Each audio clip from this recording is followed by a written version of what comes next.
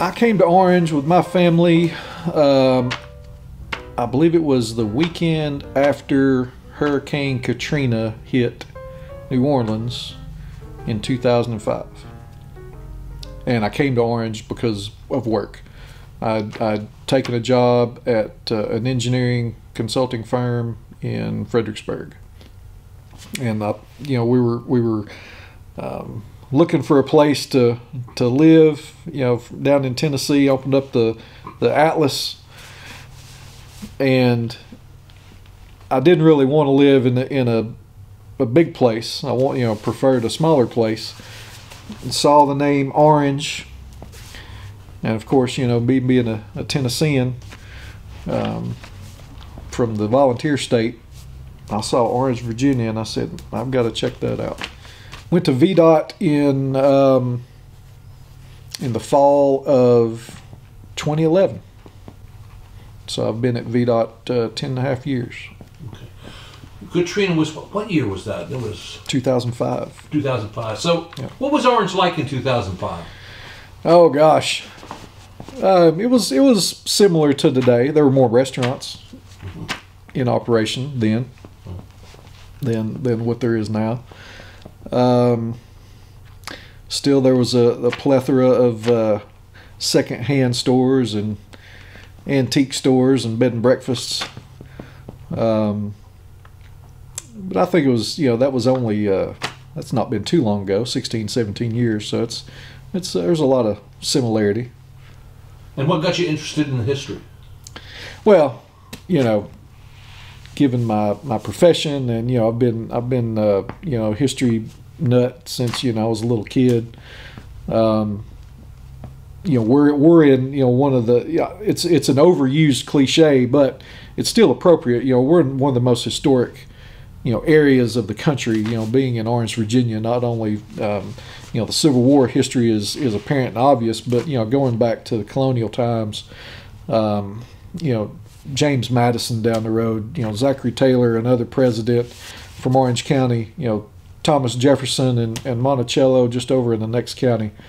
So the level to which somebody can be immersed in American history, and it be just so much right out in front of your face, here is I think a unique characteristic of Orange and this part of Virginia.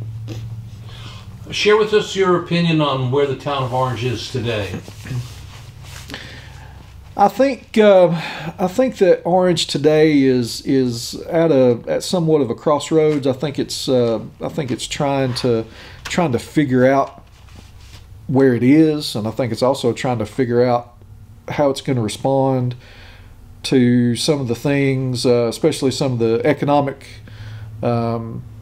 things that are going on in Virginia and the country today, and how's it going to respond going forward, over the next 10, 20, 30, 40, 50 years. And I don't know if Orange has got it figured out yet. It seems like there is some positive headway that is being made and has been made over the last few years, here and there.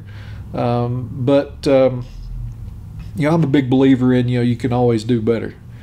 And I think Orange is trying to figure out what that pathway is in order to do a little bit better. Not only to do a little bit better in the eyes of visitors that come into Orange, but also do better in the eyes of people that live here and call Orange their hometown.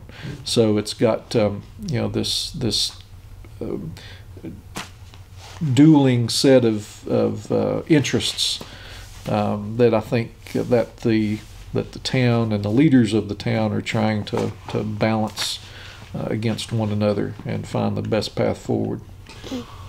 Everybody that sat in that chair during this past 3 weeks has said that there are fewer retail businesses here in town, and we kind of know the reason behind that. They couldn't compete against the big box stores. They couldn't compete against Amazon. They couldn't compete against Charlottesville, Fredericksburg, and Culpeper because they had cars that could go to those places instead. How can it reinvent itself and still be a little Mayberry town?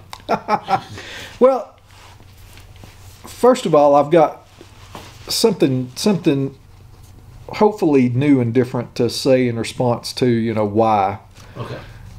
In some of my research that I've done, some of this in preparation for this interview, in 1974, when the Route 15 Expressway was built, I ran across a quote from the mayor of Orange at the time, and I can't remember who the mayor was, but during a public meeting talking about the construction of the expressway and why it was a good thing for Orange and why it was needed and what the ramifications were going to be to downtown and the surrounding area, he made the comment that the expressway is going to be good for the downtown business district because it was going to help to counteract the loss of business that they had experienced back in 1974. So this, the age of the big, the super Walmarts and Amazon, that doesn't quite extend back to 1974. So there was something going on in the early 70s, at least here in Orange, that where they were under the impression that they needed that the downtown district needed help commercially.